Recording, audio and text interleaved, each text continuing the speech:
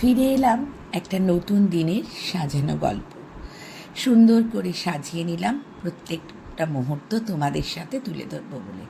প্রভাতী শুভেচ্ছার সাথে সাথে চলে এলাম গাছের পরিচর্যা করতে। ভোর তখন বেশ অনেকটাই সকাল, মানে অনেক সকাল বলতে প্রায় সূর্য ফুটে গেছে, 5টা বাজে। আমিও খুব তড়িঘড়ি করে রেডি হয়ে নিচ্ছিলাম, কারণ একটা জায়গায় যাব। কোথায় যাব, কী ব্যাপার, সবই তোমাদের সাথে ভাগ করব। কারণ বেশ কিছু ভালো লাগা সেই যাওয়ার মধ্যে আমার ছিল, তাই সত্যিই সময় নেই। কোনো রকমে গাছগুলোকে জল দিয়ে চলে গেলাম, কারণ ওরা যে প্রত্যেকটা দিন সকালে আমার জন্যই তাকিয়ে থাকে যে কখন আসবে আমার সেই জল দেওয়ার মানুষটা।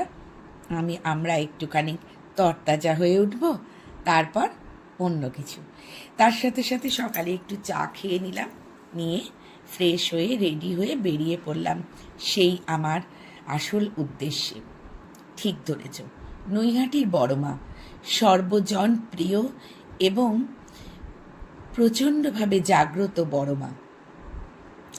কতটা তোমাদেরকে তুলে ধরতে পারলাম জানি না, তবে যে যতটুকু দেখতে পাচ্ছ, প্রাণ ভরে মায়ের কাছে তোমাদের মনের কষ্ট, আনন্দ, সুখ, দুঃখ সব কিছু বলে নাও।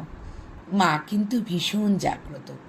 সত্যি মা সাড়া দেন, তার একটু হলেও ফল আমি কিন্তু নিজেই উপলব্ধি করেছি। তবে হ্যাঁ, মাকে একটাই কথা বলবো, দুষ্টির দমন করে শিষ্টির পালন করো মা। যারা প্রতিনিয়ত মিথ্যের মোড়কে ঘুরে বেড়াচ্ছে একটা মুখোশ পরে, সেই মুখোশ, সেই পর্দাটাকে ছিঁড়ে ফেলো।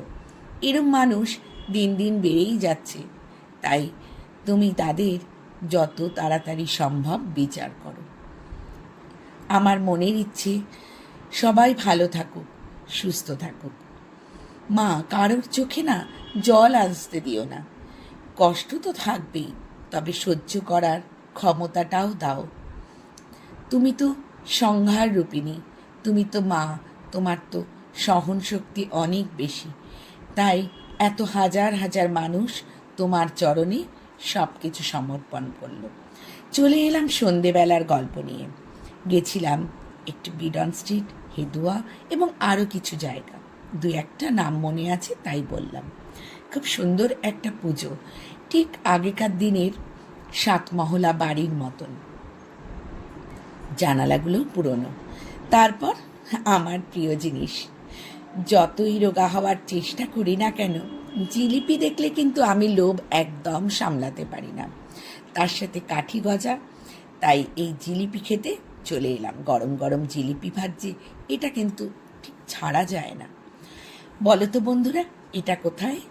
এটাও কিন্তু একটা প্রসিদ্ধ কালী পুজো। তোমরা জানো কি না জানি না, এটা হচ্ছে আমার স্ট্রিটে ফাটাকেষ্টর কালী পুজো। সবাই জানে ফাটাকেষ্টর কালী পুজোর কথা। তা আমিও সেখানে চলে গেছিলাম প্রতিবারের ন্যায় এইবারও। সত্যি এই মাও এত জাগ্রত, আর দেখলে না গাটা কাটা দিয়ে ওঠে।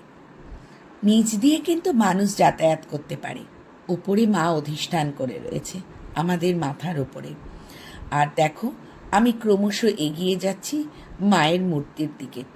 হাজার হাজার লোক, সেই ভিড় ঠেলে যতটা সম্ভব মায়ের কাছে যাবার চেষ্টা করলাম। মা যেন মনে হচ্ছে ওপর থেকে বসে সমস্ত ভক্তদেরকে আশীর্বাদ করছেন। সত্যি মায়ের এখানে এলে মনটা একটু অন্যরকমই হয়ে যায়। আমারও বলতে গিয়ে গলাটা ভারাক্রান্ত। সবশেষে মায়ের বিদায়ের পালাও হয়ে গেল। আর কি বলবো, সব গল্পই এবছরের মতন প্রায় শেষ। দুর্গাপুজো হয়ে গেল, কালী পুজো হয়ে গেল, ভাইফোঁটা হয়ে গেল, সব কিন্তু শেষ। এবার বাকি আছে ছট পুজো, আরও টুকটাক কিছু পুজো। এই গল্প নিয়েই হয়তো আমার গল্প শেষ।